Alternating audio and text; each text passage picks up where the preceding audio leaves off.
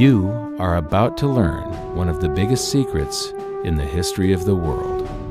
It's a secret that has huge effects for everyone who lives on this planet.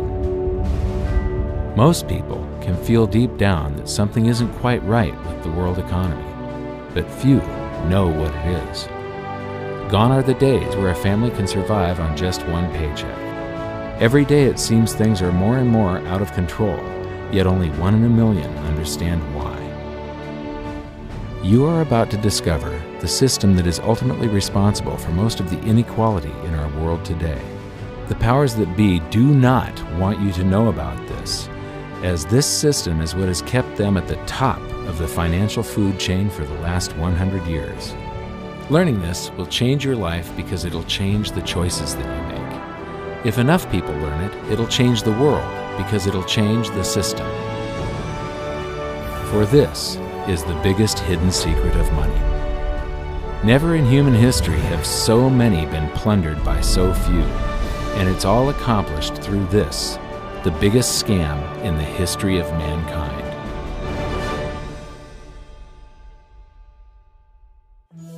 They say that money doesn't grow on trees, but the truth is that the modern banking system creates currency far faster than trees can grow. Most people don't have a clue how currency is created.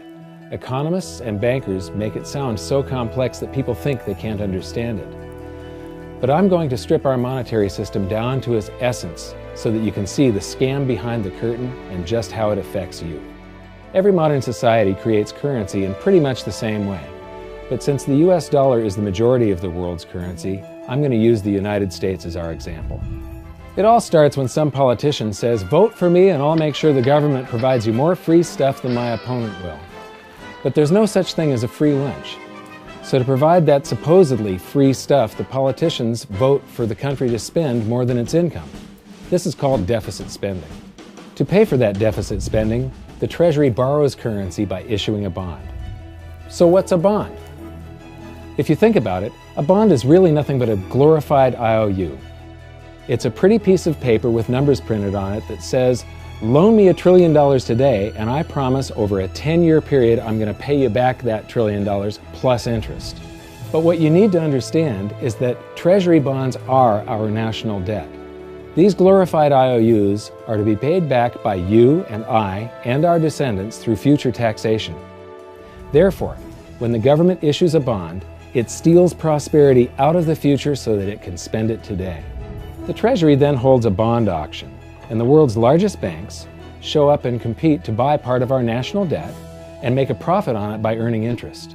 You'll notice that as we move through this process, the big banks are there, taking a cut every step of the way.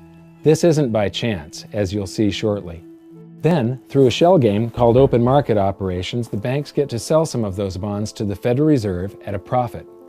To pay for the bonds, the Federal Reserve opens up its big old checkbook and writes bad, bogus, counterfeit checks that should bounce because they're drawn on an account that always has a zero balance. There isn't 1 penny in there. To quote from the Boston Federal Reserve, "When you or I write a check, there must be sufficient funds in our account to cover that check. But when the Federal Reserve writes a check, there is no bank deposit on which that check is drawn. When the Federal Reserve writes a check, it is creating money." The Fed then hands those checks to the banks, and at this point, currency springs into existence. The banks then take that currency and buy more bonds at the next Treasury auction. But what is a check? A check is also an IOU. When you write a check, you're making a note that says, "Here's my IOU for cash. All you have to do is go to the bank and pick it up." Now, it's very, very important that you understand this process because we're going to come back later and show you the devastating effect this has on you. The Treasury issues IOUs, bonds. The banks then buy those IOUs with currency. The Federal Reserve then writes IOUs, checks, and hands them to the banks in exchange for the Treasury's IOUs, the bonds. And currency is created. So what's really happening is the Federal Reserve and the Treasury are just swapping IOUs, using the banks as middlemen, and abracadabra, presto, currency magically springs into existence. This process repeats and repeats over and over again, enriching the banks and indebting the public by raising the national debt. The end result is that there's a buildup of bonds at the Federal Reserve and currency at the Treasury. This process is also where all paper currency comes from. The Federal Reserve and the government mistakenly call it base money because they didn't watch episode 1 of this series and they don't know the difference between money and currency. But I will correctly refer to it as base currency because it is not money. It is currency, and as we've learned, there is a big difference. Money has to be a store of value and maintain its purchasing power over long periods of time. We learned in episode 1 that earlier in our history, our paper currency was just a claim check. It was a representation for real money of intrinsic value, the gold and silver that was held on deposit at the Treasury. You could walk into any bank and slap your currency, like say a $20 bill, on the counter and redeem it for real money, a $20 gold piece. But now, this base currency that's piling up back here is really nothing but a receipt or a claim check on an IOU, that bond. So it's really nothing but a supply of numbers. The Treasury then deposits the newly created currency into the various branches of the government, and the politicians say, "Hey, thanks for that." And the government does some deficit spending on public works, social programs, and war. The government employees, contractors, and soldiers then deposit their pay in the banks. Now, this may come as a shock to you, but when you deposit your currency with the bank, you're not actually depositing it into an account to be safely held in trust for you. Instead, you're actually loaning the bank your currency, and within certain legal limits, they can do with it pretty much anything they please. This includes gambling in the stock market and loaning it out, at a profit, of course. Now this is where the machine of currency creation really gets cranking, because this is where something called fractional reserve lending comes into play. Fractional reserve lending is exactly what it says. The banks are allowed to reserve only a fraction of your deposit and loan the rest out. Although reserve ratios may vary, I'm going to use a 10% reserve ratio as our example.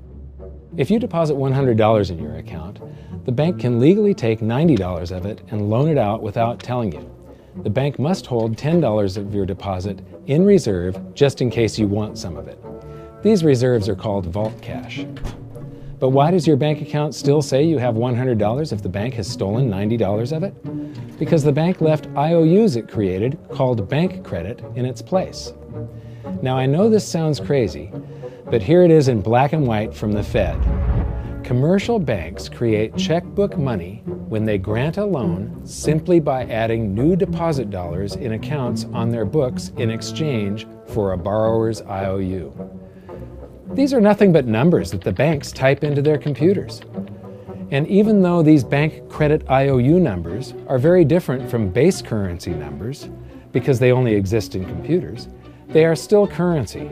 So now there is $190 in existence. Now the reason people take out loans from the banks is to buy something. They're going to buy a house or a car or something like that. So the borrower takes the $90 that the bank loaned to him from your account and he pays the seller of the item. But then the seller deposits that currency into his account and his bank loans out 90% of that and leaves bank credit numbers in its place. So now there's $271 in existence. This process repeats and repeats until under a 10% reserve ratio, an initial deposit of just $100 can create up to $1,000 of bank credit, all backed by $100 of vault cash, just 10%. But as I said, reserve ratios vary wildly. On some deposits, it's 10%, on others, it's 3%, and on some forms of deposits, reserve requirements are 0. The result is that the expansion of the currency supply by the banks is far greater than even this example would lead you to believe. So once again, when currency is deposited in the banks get to lend it out, and then it gets redeposited and relent, redeposited and relent, redeposited and relent over and over again, creating bank credit all the way. This is where the vast majority of our currency supply comes from. In fact, 92 to 96% of all currency in existence is created not by the government, but here in the banking system. Now, massive amounts of currency spewing into society may at first sound like a fun idea. That is, until you remember one of the most important hidden secrets of money from episode 1, that the prices of everyday goods and services act as a sponge on an expanding currency supply. The more currency we have, the more prices rise. This is where inflation comes from. The true definition of inflation is an expansion of the currency supply. Rising prices are merely the symptom. So our entire currency supply is nothing but a couple of bucks whipped up in this hocus-pocus scam where the Treasury and the Federal Reserve swap glorified IOUs, and a bunch of numbers that the banks just type into their computers. That's it. That's our entire currency supply. It's nothing but a supply of numbers. Some of them printed, most of them typed, and there is nothing else. But if you thought that was crazy, get ready to enter the twilight zone of modern economics. We work for some of that currency supply. True wealth is your time, but we trade away moments of our lives, hour by hour, day by day, and year by year, for numbers that somebody printed on pieces of paper or just typed into a computer. Now those numbers represent our blood, sweat, tears, labor, ideas, and talent. We are what gives the currency its value. But here comes the really cruel joke. We work hard so that we can save some of that currency, so that we can pay the tax collector. In the United States, it's known as the IRS. They then turn it over to the Treasury so that the Treasury can pay the principal plus interest on that bond that the Federal Reserve bought with a check drawn on an account that has nothing in it. Now let's do a recap on this section, because this is where the system begins to rob you and I on a massive scale. Much of our taxes are not used for schools, roads, and public services, but to pay interest on bonds that the Federal Reserve bought with a check drawn on an account that has nothing in it. The Federal Reserve is committing fraud. But here's one of the biggest secrets of them all. Before the establishment of the Federal Reserve, there was no need for personal income tax. The Federal Reserve was created in 1913, and that very same year, the Constitution was amended to allow income tax. Do you really think this was just a coincidence? Ask yourself how much income tax you've paid over your lifetime. Much of it has been silently siphoned away into the hands of those who own the system. Yes, this system has owners. Who they are is an even bigger secret that we'll get to shortly. But first, we need to understand the mumbo-jumbo of the so-called debt ceiling. It's all based on a huge paradox. There was interest due on that bond, and there was interest due on every one of those loans that the banks made. That means that there is interest due on every dollar in existence. Let me ask you something. If you borrow the very first dollar into existence, and that's the only dollar that exists on the planet, but you promise to pay it back plus another dollar's worth of interest, where do you get the second dollar to pay the interest? The answer is that you have to borrow that one into existence and promise to pay it back with interest as well. So now there are $2 in existence, but you owe $4, and so on and so on. The result is there's never enough currency to pay the debt. There is always more debt in the system than there is currency in existence to pay the debt. Therefore, the whole system is impossible. It is finite. It will come to an end one day. What would happen if the government stopped borrowing to do deficit spending? Are the payments on those treasury bonds going to stop? What would happen if the public stopped borrowing and going deeper into debt? Are your house and car payments going to stop? No. There is a payment due every month on the principal plus the interest on every dollar in existence, and those payments do not stop. If we stop borrowing, then no new currency is created to replace the currency that we used to make those payments. Whether you're making a payment on a loan or paying tax to make a payment on a bond, the portion of the payment that goes to pay off the principal extinguishes that portion of the debt. But the debt also extinguishes the currency. Currency and debt are like matter and antimatter. When they meet, they annihilate each other. If we just pay off the principal only on all the loans and bonds that exist, the entire currency supply just vanishes. So if we don't go deeper into debt every year, look what happens. The whole thing goes into a deflationary collapse under the weight of those payments. Politicians and pundits alike talk about balancing the budget, paying down the debt, and living within our means. They don't understand that that is deflationary. It is impossible to do under our current monetary system without collapsing the whole economy. This is why any talk of a debt ceiling is not only ridiculous, It's delusional. The system is designed to require ever-increasing levels of debt just to continue. And that's why politicians will always kick the can down the road and raise this so-called debt ceiling over and over again until the whole system finally collapses under its own weight. In other words, they don't want it to collapse on their watch. The Founding Fathers of the United States knew the dangers of central banking and fought to free themselves from this very thing. The Revolutionary War started out as a tax revolt, but now we must pay tax just to have a monetary system.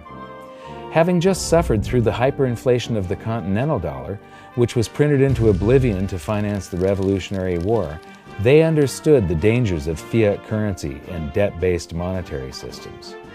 So to protect future generations from institutional theft and out-of-control government, they wrote into the Constitution that only gold and silver can be money for the simple fact that you can't print them.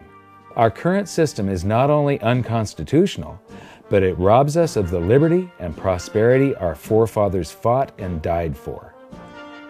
We are all feeling the effects of ignoring the Constitution right now. By forcing more currency into circulation, our purchasing power is diluted. Inflation is a slow and insidious stealth tax that is simply the result of this debt-based monetary system. This system empowers and benefits those who create the currency and receive it first, as they get to spend it into circulation before it has an effect on the economy. They're stealing purchasing power from you and transferring it to the banks and the government every hour of every day because of this false monetary system. And it's not like the people at the top don't know this. To quote the Federal Reserve, the decrease in purchasing power incurred by the holders of money due to inflation imparts gains to the issuers of money. This is a fraud. It is a pyramid scheme, it is a Ponzi scheme, it's a scam, and it's a lie. Our entire monetary system is nothing but a form of legalized theft. But here's the biggest con job of them all. The Federal Reserve is not federal, it has stockholders. There is no federal agency that has stockholders. What's a stockholder? A share of stock represents a percentage of ownership in a corporation. So the stockholders are the owners of that corporation. Therefore, the Federal Reserve is a private corporation with owners. And you can see it for yourself if you go to the Federal Reserve's website, and it will say, the stockholders receive an annual dividend of 6%. Now we know that the stock in the Federal Reserve was originally issued to the largest banks in the United States. But because of mergers and acquisitions through the years, you can't actually trace who owns the stock in the Federal Reserve. That's a very closely guarded secret. My guess would be that the owners are those primary dealers, the banks that get to make a profit by selling part of our national debt, those bonds, to the Federal Reserve, who buys them with a check from nothing. Then we pay tax to pay the principal and the interest on those bonds so that the Federal Reserve can pay the banks a 6% dividend. Don't be alarmed if you don't quite comprehend the deception of this system at first glance. Very few people do. It is purposely complex. The economist John Maynard Keynes once wrote, "By this means, government may secretly and unobserved confiscate the wealth of the people, and not one man in a million will detect the theft." I believe that presented correctly, anyone can understand this system, regardless of how complex it is. So let's do a recap and break it down even more. The way the system works is that, step 1, the government creates glorified IOUs. These bonds increase our national debt and put the public on the hook to pay it back. Step 2, IOUs are swapped to create currency. The Treasury sells the bonds to the banks. The banks then turn around and sell our national debt at a profit to the Federal Reserve, which they probably own. The Federal Reserve then opens its checkbook that doesn't have a penny in it and buys those IOUs with IOUs that it writes, checks, on a checking account that has a zero balance. Then they give those checks to the banks and currency just springs into existence, and then the whole process repeats. This results in a buildup of bonds at the Federal Reserve and currency at the Treasury, which is really just a supply of numbers. The Treasury then deposits the numbers in the various branches of the government, and we get to step 3. The government spends the numbers on promises, public works, social programs, and war. Then the government employees, contractors, and soldiers deposit their pay into the banks. And we get to step 4, where the banks multiply the numbers by magically inventing more IOUs through fractional reserve lending, where they steal a portion of everyone's deposit and lend it out. That currency gets redeposited, and then a portion is stolen again. And the process repeats over and over, magnifying the currency supply exponentially. Then we work for some of those numbers, which brings us to step 5, where our numbers are taxed. We pay tax to the IRS, who then turns our numbers over to the Treasury, so the Treasury can pay the principal plus the interest on bonds that were purchased by the Federal Reserve with a check from nothing. Then we get to step 6, the debt ceiling delusion. The system is designed to require ever-increasing levels of debt and will eventually collapse under its own weight because politicians always kick the can down the road. They don't want it to collapse on their watch. And finally, step 7, the secret owners take their cut. The world's largest banks own the Federal Reserve. Those banks make a profit selling our national debt to the Fed. They make a profit when the Fed pays them interest on the reserves held at the Fed, and the Fed pays them a 6% dividend on their ownership of the Fed. This system is fundamentally evil.